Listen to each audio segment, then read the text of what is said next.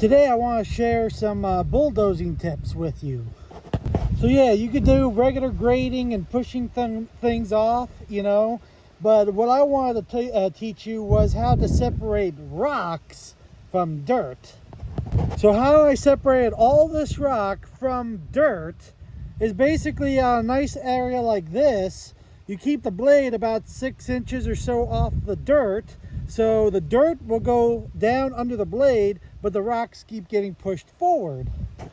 So like this pile of dirt with rock, you can see the big rock right there, some other big rocks. When I push this off, if I keep the blade a couple inches off the bottom and went this way, I can sift out all the rocks and push them off to the side. Just like how before I shifted the rocks to the side and over the bank. Sift for the big rock to continue and push big rocks over the bank, so it makes a nice footing or base, so when you put dirt over top of it, it's nice and compacted. Or you could push them off to the side like I did with this stuff to basically make this stronger. So this is like really wet, silk, soft stuff. Now this is going to be a road, a driveway. So this silk stuff, as you can see, I'm just sinking in, walking on it, like really deep. Oh man, so you can see it doesn't make a good road base. But why I saved all these rocks is so now I can push them and put them over top of this. And because it's soft and wet, the rocks will push down in, and then when it dries up, it's going to be a nice road base once it's all dried.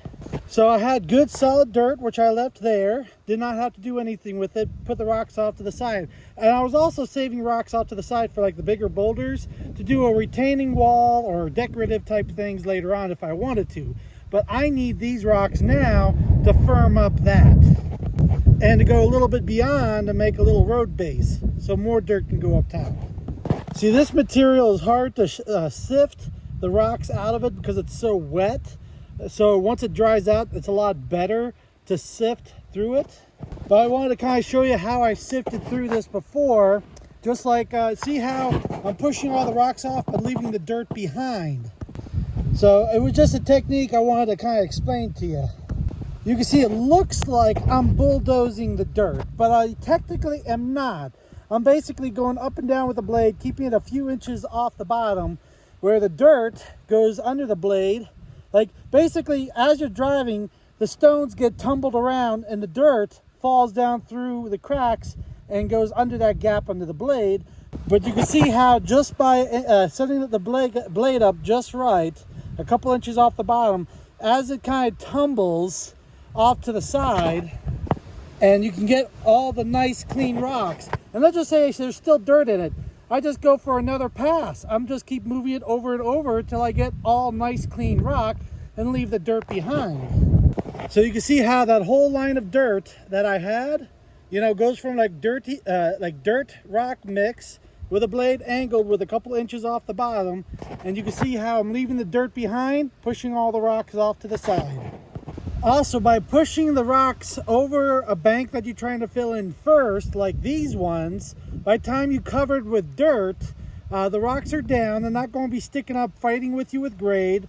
And also, like I was saying, when those rocks are at the bottom, the dirt and smaller materials on the top, it makes a good base for all the road surfaces or whatever you're trying to fill in for like a house or whatever. Okay, now I can show you how you can even sort through sizes. So I showed you right here on this pass how you can get all the rocks, and leave pretty much all the smaller ones right there, that pass. So that's about like 3 inches off the bottom. You pick it up about 6 inches, you get like medium-sized stones. And you can see I'm leaving it behind. The bigger ones are getting pushed off to the side or forward.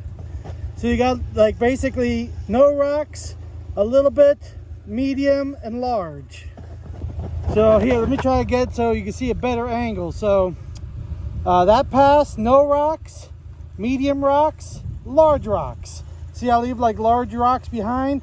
Really large ones get pushed off to the side. So depending on what size you want, just leave it so many inches off the bottom, Sometimes you get flat stones like that. Yeah, they're big, but they're flat. So like if you're leaving like a 6-inch gap, they'll squeeze underneath the blade. those are over 6 inches thick, so those will always get pushed off to the side. And you can leave it like 10 inches off the ground. Everything will be left behind, and the really massive ones will get pushed off. So as you can see right here, the blade was pretty much on the ground, just skimming it. I came up just a little bit, and what I'm doing is leaving behind smaller stones on top of that wet mud. So you can see here, this pass right through here, I did a little bit over there, but right here, you can see mud untouched, a little bit, but I pick up the blade just a little bit, and I leave behind the stones. And as I drive on it, it compacts it down into the softer mud you can see right here. And basically I just keep pushing until I can push the really big boulders over the edge so they became a good base. And to make sure they're down low enough so I can get them covered and things like that. That way you can see all these little rocks on the surface, bigger rocks underneath the surface where you can't see where I've already filled in. Like that one's sticking up a little bit. And then when I'm ready, I'll cover this with millings or 2A modified, level off, compact it, and this is a nice, super solid base. So like this wet, heavy mud, you can see the triaxle dump truck doesn't sink very much at all. See, you can also do the same technique with a backhoe like this. So how you do it is the cutting edge, the bottom of the bucket, needs to be almost straight down, slightly angled forward. And you pick up and down, keep it a couple inches off the ground to screen out the rocks and things like that. Now with a backhoe or an excavator, you can use the teeth.